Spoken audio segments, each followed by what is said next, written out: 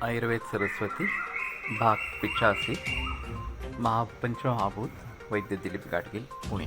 तो वैशेषिकों के अनुसार पृथ्वी जल तेज वायु इन चार महाभूतों के परमाणु और आकाश ये नित्य है और उन्हीं में पृथ्वी महाभूत के ही 2 या 3 अलग इस प्रकार के द्रव्य होंगे। तो उनकी अलगता दिखाने के लिए उसमें कुछ विशेष हर में रहता है और इसीलिए उसको वैशेषिक दर्शन इस प्रकार से कहते हैं। वैसे वेदांत में तस्माद् वा एतस्माद् आत्मना आकाश संभूतः, ये जो परब्रह्म तत्व आत्म तत्व है उसी से आकाश निर्माण हुआ। आकाशाद वायु, आकाश से वायु, वायु हो अग्नि, वायु से अग्नि और अग्नि से जल और जल से पृथ्वी, ये महाभूत निर्माण हुए।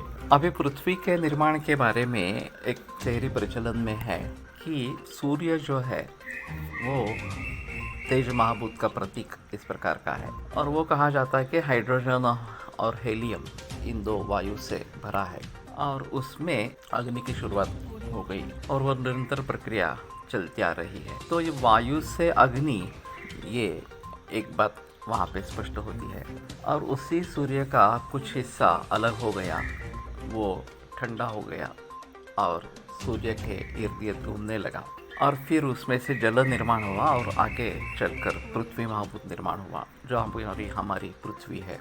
और ये सूर्यमालिका एक हिस्सा है हमारे आकाशगंगा का और इससे अनेक सूर्यमालिका एक आकाशगंगा में है और ऐसे अनेक आकाशगंगाएँ ऐसे अनेक आकाशगंगाएँ पूरे ब्रह्मांड में इस प्रकार के है। तो ये सब मूलतः आकाश महाभूत इस प्रकार का है और उसमें वायु, फिर उससे अग्नि, फिर इससे जल और फिर उससे पृथ्वी, इस प्रकार के क्रम से ये निर्माण इस प्रकार के हुए हैं। पृथ्वी के अंदर अभी भी लावा रस है जो कहीं कहीं वोल्केनो के रूप में, ज्वालामुखी के रूप में ऊपर आता है। वो साक्षात तेज महाभूत इस प्रकार का है और ऊपर करीबन 70-72% पानी है।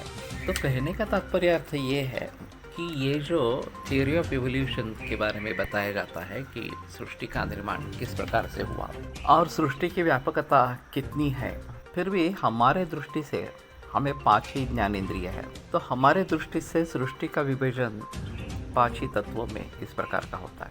अगर किसी प्राणी को 2 ही इंद्रिय होंगे तो उनके हिसाब से सृष्टि का या निय जो है, जानने वाली जो चीज़ है, उनका विभाजन 2 ही चीज़ों में इस प्रकार का होगा। तो इसलिए पंचमहाभूत सिद्धांत हमारे इंद्रियों पर निर्भर इस प्रकार का है। हमें 5 इंद्रिय है इसलिए हमें 5 प्रकार का ज्ञान होता है और इसीलिए हम विभाजन 5 प्रकारों में ही कर सकते हैं, ऐसा उनका कहना है। अब इसमें आगे पंचीकरण की प्रक्रिया चलती रहती है। 2 परमाणु इकट्ठा कर द्विणुक, फिर 3 द्विणुक इकट्ठा कर त्रिणुक वगैरह, इस प्रकार से महाभूत जो है वो एक दूसरे में मिलने लगते हैं और जो सृष्टि बनती है या हमारा शरीर वगैरह जो बनता है ये पांचभौतिक इस प्रकार का बन जाता है और इसीलिए पंचभूतात्मक के देह यहाँ रहा पांचभौतिका, ये सूत्र आया है कि पंचमहाभूतात्मक शरीर में 5 भूतों के आधार पर आहार इस प्रकार का मिल जाता है।